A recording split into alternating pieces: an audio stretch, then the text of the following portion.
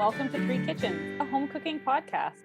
I'm Erin Walker, here with my co-hosts, Sarah Somasundaram. Hello. Hey, Sarah. And Heather Dyer. Hi. Heather, I saw that you posted a picture of some food from yesterday. You went somewhere without us? Oh, you know what? I didn't go. My husband picked up lunch.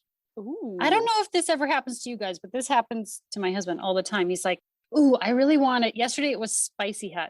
He's like, I really want Spicy Hut for lunch. I think they have a combo. And he's had the menu out, and he was like looking and he's like, yeah. And then he calls and he's all sad. And he's like, they're not open on Tuesday. This happens to him every time he tries to order whatever he has in his mind. This frequently happens to us too, where you want to get something and then the place is closed. Yeah. I feel the pain. I feel his pain. Just so you know, Spicy Hut's not open on Tuesday. On the YYC Foodie Facebook page, people had been raving about this Mikey's Taco Shop, which is just on 4th Street in that little strip mall across from the animal hospital. Oh, okay. Yes. Okay.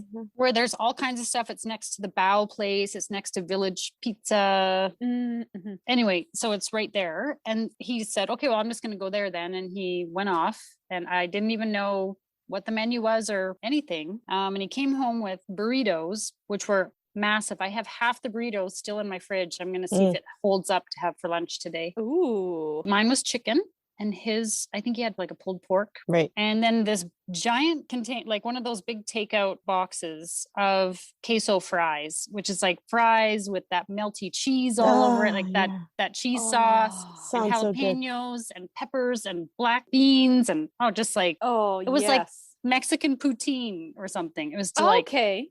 Oh my God. So good. So kind of like nachos, but with fries, right? Yeah. And apparently they also have nachos on the menu, the same type of nachos. Yeah. So good. And that salsa is habanero yes. salsa. It's so smoky and like big chunks of tomatoes.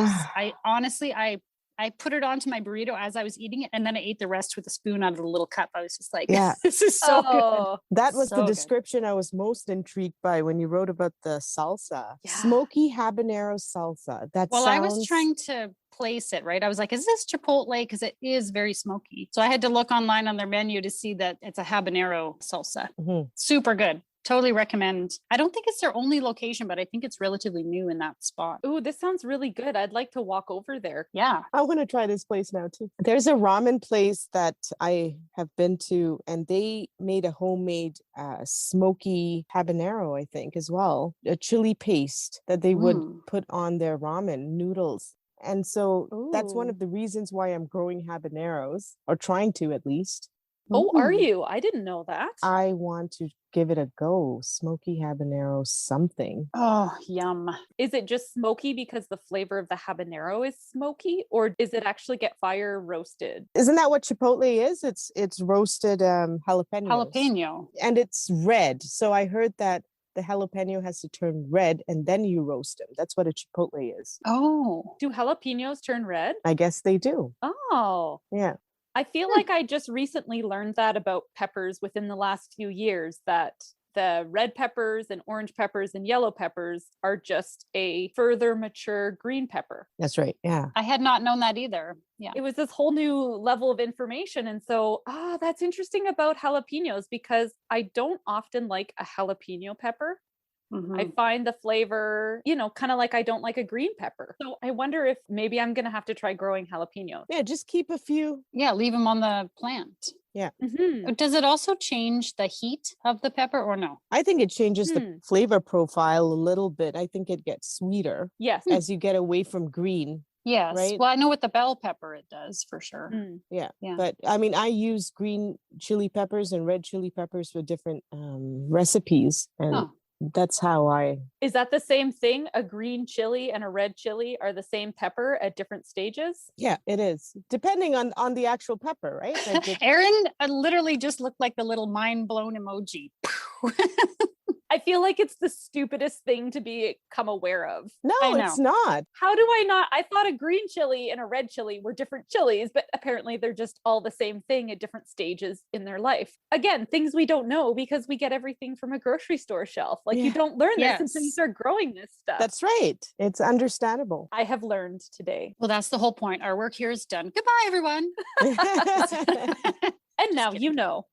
So, Erin, you're doing something from one of our favorite chefs. Yes. Really excited about it.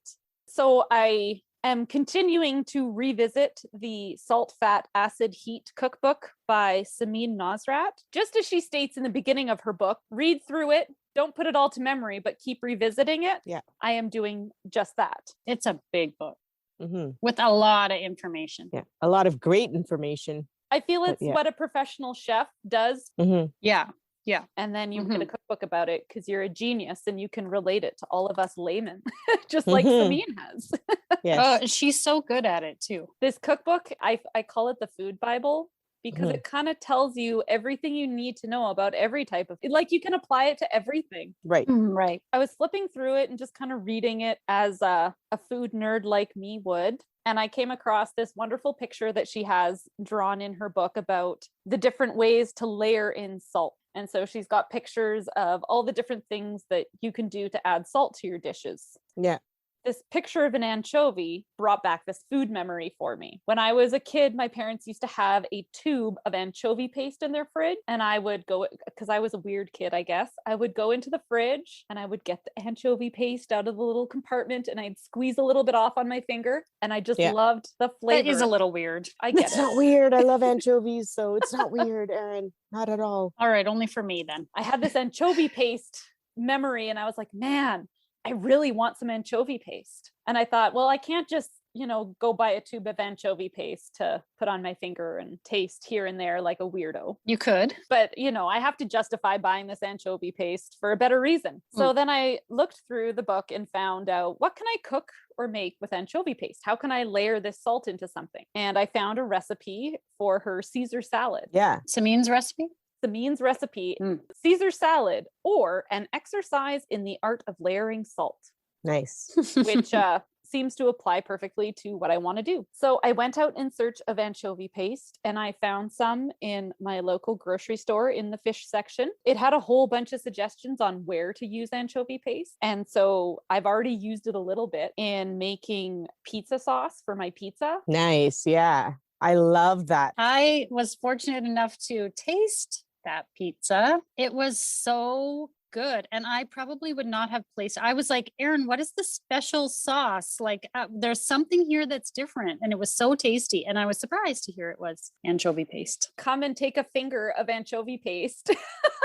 Perhaps, because I am a fan of salt. I love salty stuff. So it sounds gross to me, but I probably would like it. Yeah, this is the thing that I started realizing. So it's playing with what kind of salt do you want to add into it? With what flavor profile as well, right? Yeah, which is very it'll interesting. change the flavor. And okay, so I haven't made this yet because step 2 in making the Caesar salad is making your own homemade mayonnaise. So I've never made a homemade mayonnaise. I don't know. I feel like this is most of this cookbook, which I really appreciate.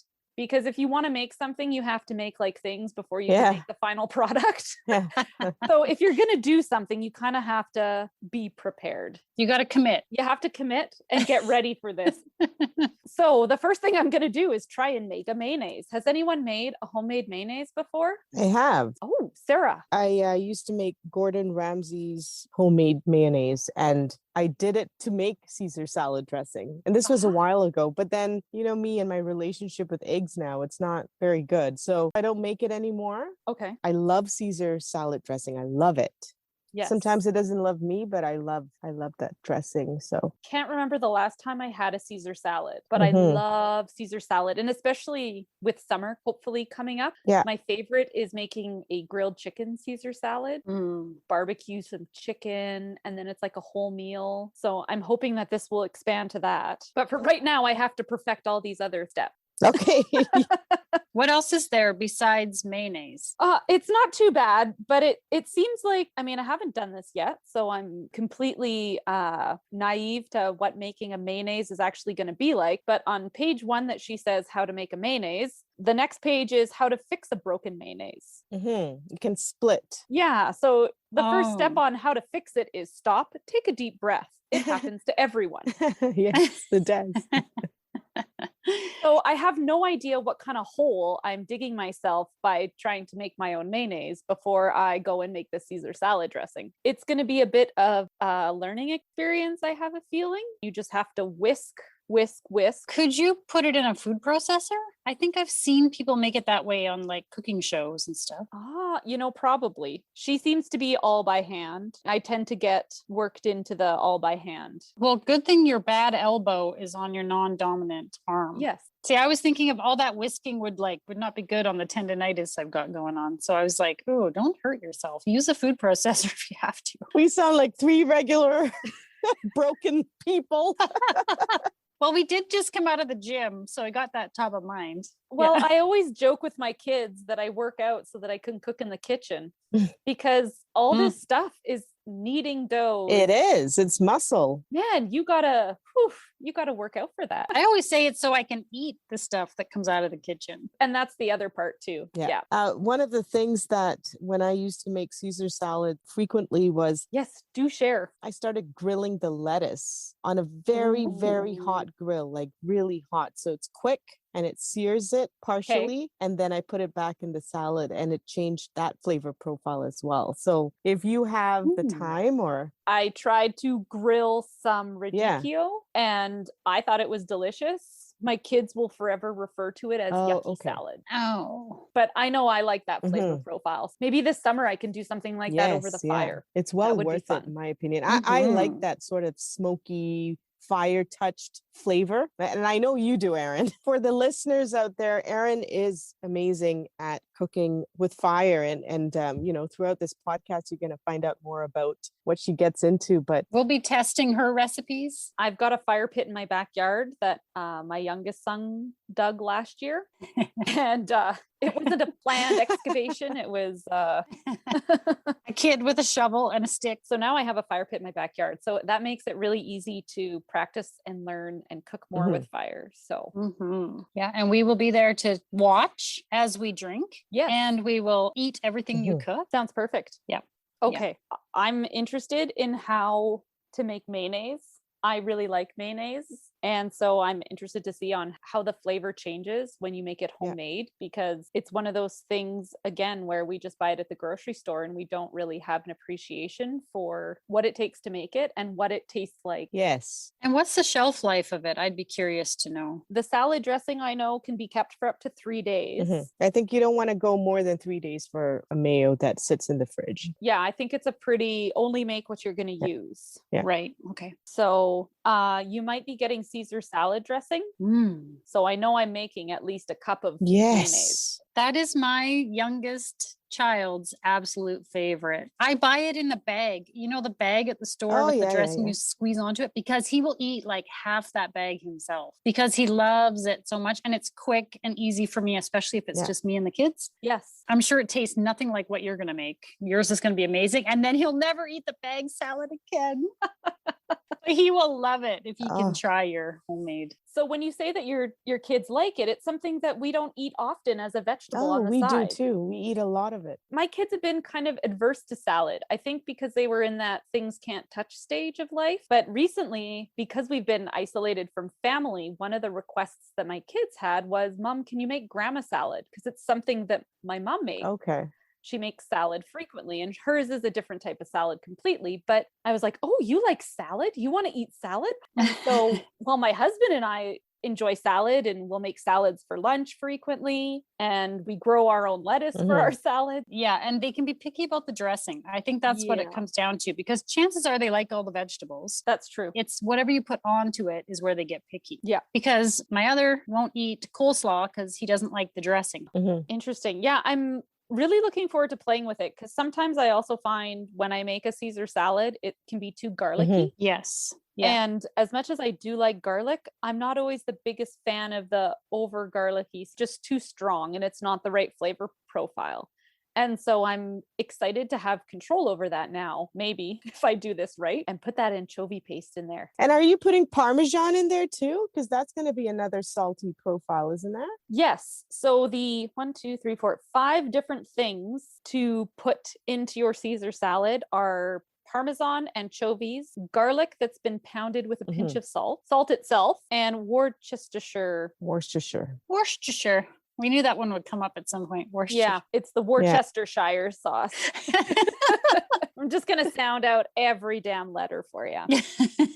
So those are the different things that you can add in for salt. So we know from our little bit of experience with Samin's recipes and instructions to start with less salt and then add in if you need to, because she tends to go heavy with the salt, which is kind of her thing. And that's sometimes it's really yummy and sometimes it's like, woo, too much salt. Yes. So that the way you just described it sounded like it could be like crazy amount of salt. Yeah. So her base recipe has not much for salt in it. Okay. Add a little bit of each. And then the recipe says, stop. It needs salt, right? More anchovy, more parm. Add some, taste again. Maybe now add a little bit more of this. So she's kind of teaching you to go along and taste as you go and adjust it for what you want. I'm hungry. Yeah. And will you make croutons? Yeah, I will. I've been saving my bread crust so that I can make some croutons too. Oh my God. I love homemade croutons. I could just like eat them by the handful. They're so good. Yeah, I often save my bread ends and then I make her crouton recipe and keep it in the freezer so that anytime we have anything that I can sprinkle croutons on, I just grab it out of the freezer and just, sprinkle it on my pastas or soup. Oh, so good on soup. Yeah. I also really love all of her pictures in this book. I don't like reading a lot of words. I like seeing things visually in these little picture diagrams. It really helps me place where I'm at and kind of what I should be doing. She has a page in here about how to braise meat. And I think I've taken how many pictures of that so that I have it when I'm camping. I've got it on my phone so I can remember what step I'm on. And I love the pictures. So I'm going to learn how to make a Caesar salad from scratch. I'm also going to learn how to make a mayonnaise. Exciting. Yeah, it's going to be good. You've got to check out Samin Nosrat's cookbook, Salt, Fat, Acid, Heat. Maybe support a local bookstore by purchasing it through them. Or tune in to the Netflix series by the same name. We know you'll love her cooking as much as we do. Welcome back to Three Kitchens. We're about to find out if Erin's Caesar salad and homemade mayonnaise was a success. How'd it go, Erin? So it was a success in the end. Caesar salad was produced. The road getting there was not as easy as the nice, pretty picture in the cookbook made it seem. So the first step to making the Caesar salad was that step back to making mayonnaise first. So in the cookbook, you have on the first page, how to make a mayonnaise. Right next to it on the second page is how to fix a broken mayonnaise. There's a reason that it's there like that. That's your first clue. When the, oh no, you've fucked this up, you need to try it again, is going to happen lots. It's written on the next page so you know how to do it. Exactly. And that's how you know she's expecting you to have trouble with it and it's okay. Exactly. So, I mean, when you go back through and you're in the middle of the third time that your mayonnaise is broken and you read all the nice little things that she's written, it makes you feel better. So to make the mayonnaise, you just take an egg yolk at room temperature and 3/4 cup of oil. You have your bowl and your whisk, and you are supposed to add oil a drop at a time, whisking the whole time. Oh my God.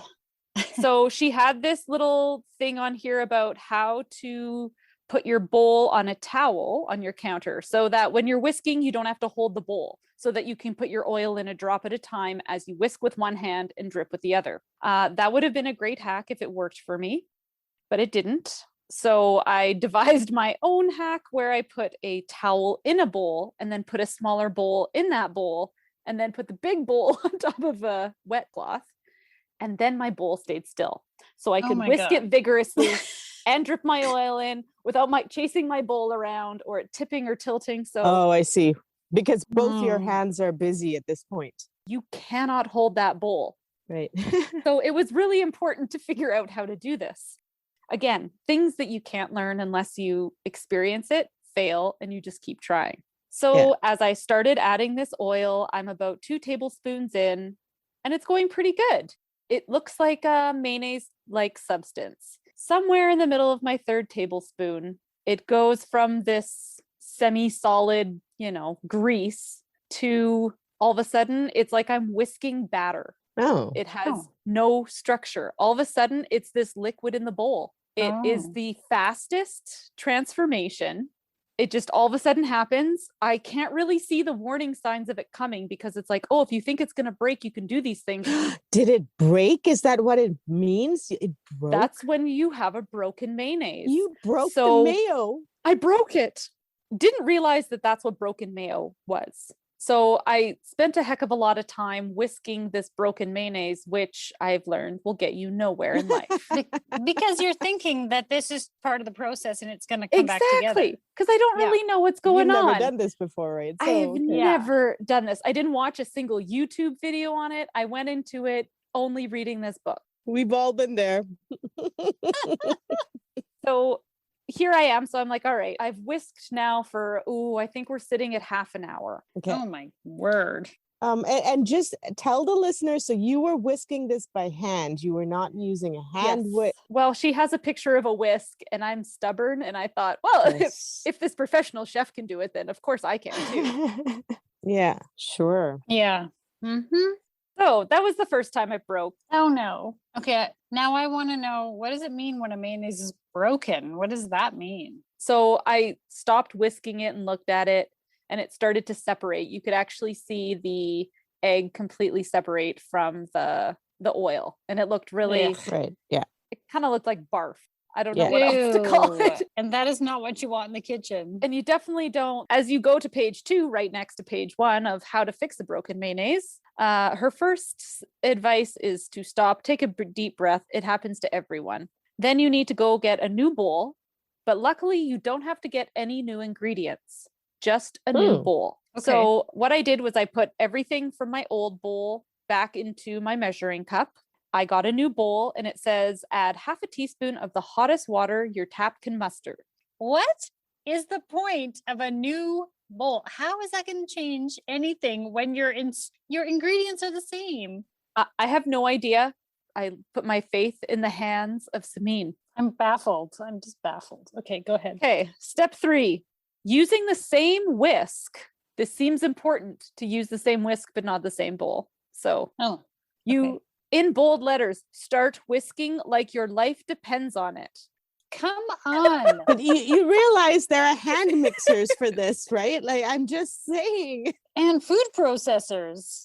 And stubbornness. Okay. All right. This is what Erin does, and she's good at it. So I start whisking like a crazy lady, and you add in your now broken mayonnaise. Okay. So drop by drop, you add it in, you keep whisking, and one thing that I'm doing is my arm's getting tired. So I whisking and then I kind of let myself rest for a bit because my arm is getting tired. But your life depends on it. Apparently. So I didn't take that advice very well. Your life is depending on it and you're taking a break. And I took a freaking break. So this process goes on for a while. What do you mean? Did you keep, so every time you stopped, did it break again? So then it would break again. Oh my gosh, oh my Erin. God. This doesn't even, this This is why she said she needed to unburden herself about the mayonnaise. And knowing Erin, instead of giving up, she became more determined. I can just tell where her thought process was going here. And so finally, after, I almost had all of it done. I had whisked and whisked. I cannot. It was almost all done. I can't listen. And then something distracted me and I can't remember what it was. And I put my whisk down. No. Oh no. It's like a horror flick. I feel like I'm watching this terrifying movie. So I put the whisk down and I realized right away, oh my God, no, don't stop. And I go back at it and it breaks. Oh shit. No. Oh, I was disappointed. So I said, you know what? If I keep whisking, I'm going to lose an arm. And all I need to do is keep these things at the same temperature. I'm putting them in the fridge overnight and I'm walking away. Okay. This sounds like a logical decision. For the sanity of myself and for my arms, I need to walk away and reflect on everything I learned. Because when I started this process, I didn't know what a broken mayonnaise looks like. I know what that looks like really good now. I can identify the fuck out of that. I'm not going to keep whisking it. I now know what your life depends on means. Oh my word. And so I learned all this and I slept over it and I got up in the morning. And for whatever reason, probably because my kids were a little bit terrified of me from the night before, they were up at 6, out of bed, dressed, ready. I think my youngest guy had an hour of free time before school started because he was like, get my jobs done. I'm getting out of here because mom picked up her whisk again. Well, what did it look like in the morning? It looked the same as when it looked like the little container of barf. I was hoping it had somehow miraculously like gelled and become this nice mayonnaise. Reconstructed itself. Yes, overnight with cooling and everything, that it would have come together. My fairy godmother did not visit that night. So I got up first thing in the morning and I told myself, whisking like your life depends on it means you don't put that whisk down. So I got a new bowl and I started whisking, and first time all came together. Look at that. My mayo was done in it was 20 minutes of whisking. So you know what? If I didn't waste a lot of arm strength whisking an already broken mayonnaise, I would not have ended up hating this as much as I did on day one. Mm-hmm. Now that it was all made, I stuck it into a jar, popped it in the fridge, and it just stayed like that until I went to go make my dressing. Nice. I would have called this a fail. Like man. 30 minutes into it. I don't even know if I would have lasted 30 minutes. I would have been like, no, you know what? I'm going to go to the store, buy some mayo, and then I'm going to make that Caesar salad dressing. I'm with you, Sarah. I would not have done it. Good for you, Erin, for sticking good for with you. it. Good for you. Oh, can I ask a quick question before you continue? Oh, please. What kind of oil did you use? Good question. I used olive oil because that's what was called for in the recipe, but it did have a very greenish color to it. Right. You could taste the olive oil very much. So if you wanted to make a mayonnaise that you didn't want that strong oil flavor, you can definitely use different oils. Like a grape seed or... Yeah, it all depends on what flavor you're looking for. I always buy olive oil mayonnaise, so I like that little bit of flavor of olive oil in there. So I was just curious what you ended up using. Yes, I like that olive oil mayonnaise as well. But it's definitely much more stronger and much more pronounced in the homemade mayonnaise. I bet, yeah. So for a mayonnaise that you'd want to spread on something, you would further add lemon juice or water to thin it a bit. You can add salt to it at that point. And so you should add those things at the end if you're making a spreading mayonnaise. But the recipe for the Caesar salad specifically called for 3/4 cup of stiff basic mayonnaise. So you want it to be unsalted. So tell us about your dressing. I was seriously afraid of messing with my mayonnaise. Right. Because I was like, oh my God, I put all this time into making it. What if it breaks in the middle of me making this dressing? Oh no. If it breaks, I break. Yeah. That was my out. I said, if this goes sideways, I'm going to go reach my bottle of mayonnaise. Didn't happen. Yay. Did you say all this was for 1/2 cup of mayo?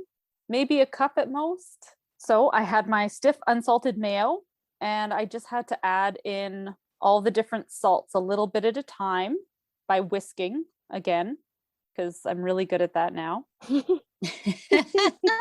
The salts that I used were Parmesan. So you add it into the mixture as well as put it on your salad. You pound garlic with salt. You add just salt itself. Worcestershire sauce. Did I win that time? Worcestershire sauce? Worcestershire sauce. Yeah, just mumble it real quick and then you're pretty much get Worcestershire. Yeah, just kind of like Worcestershire. You will learn going through this podcast how bad my pronunciation of everything is.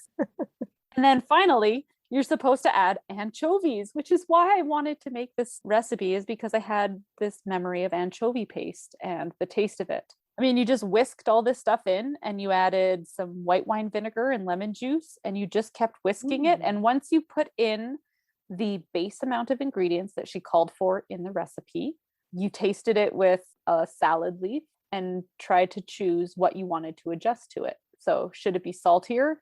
Definitely. As soon as you taste it, you're like, oh, it needs more salt. But that's where you get to have fun. Do you want to add more anchovy paste? Do you want to add more salt just on its own? Do you want it to be more garlicky? You get to play with what salt you add. And then as you add the salt, you need to balance it out with more acid. And so you just kind of keep bouncing back and forth until you find what you like on your flavor palette. So you kind of get to really control all those flavors in your Caesar salad. So So did you make a traditional sort of Caesar salad with romaine and croutons and romaine, croutons, and Parmesan cheese? And I made my own croutons, which was fun too. And yummy. I could have toasted them, I think, a little bit longer. I think that's what's so good about a homemade crouton is that it's not hard. Yeah.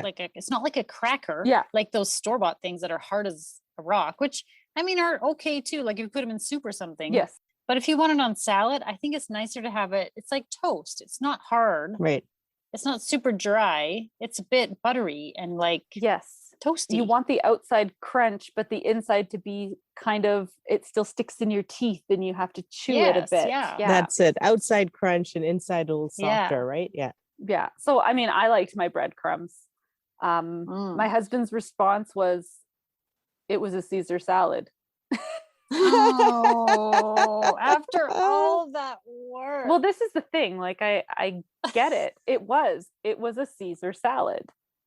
And I agree. It was tasty. Yes. You guys had a little jar. What did you think about it? Thought it was delicious. And you're not just saying that because I've complained for the last 15 No, it minutes. was good. No, it was really tasty. And even just tonight, because I didn't have the lettuce to make an actual salad. So just as I was making the kids dinner, I was dipping grape tomatoes in there and just eating it. And the kids had that with their supper. They were dipping tomatoes in there. Yes. Oh, cool.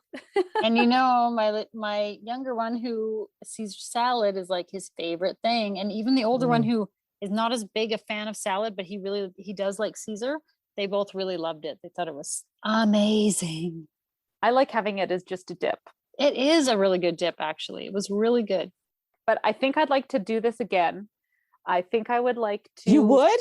You would like to make the mayo again? I would do the mayo again because I know what the signs are now. I would not waste my time. I have to prove that I can one up myself, Sarah. I've set the God. Come on. She's competing with herself. Would you put the oil and the egg yolk in the fridge and get it to the same temperature that way? And maybe just... that's what I'm kind of wondering. Because when I read her advice at the front and it says they just have to be at the same temperature, I wonder if a colder thing is easier to keep together. Yeah, I'm not sure. But I would like to make it in the summer again when we have fresh lettuce. Yeah. So when I was at the store today, I bought a pack of romaine seeds, have a chicken Caesar salad for dinner in the summer. Yummy. That sounds so good. I will do it again. And then I won't do it again for a long time. Oh boy. And I have so much appreciation again for things that people do by hand that we take for granted by just buying it at the store. Yes, or having a machine that does it, right?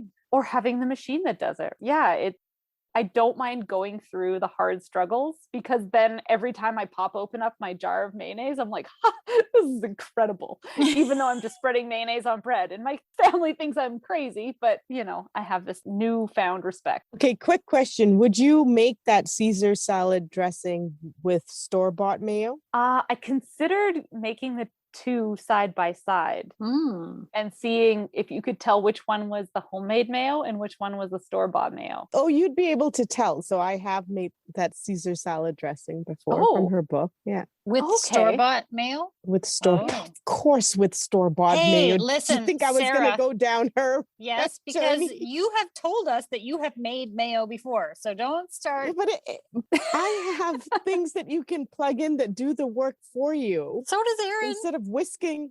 Yeah, I know she does. You're right. That's not the excuse. The excuse is I have a different mentality than her. So I use them. I will tell you that I personally will not be making mayonnaise after all this. Like, you have just completely scared me away. No.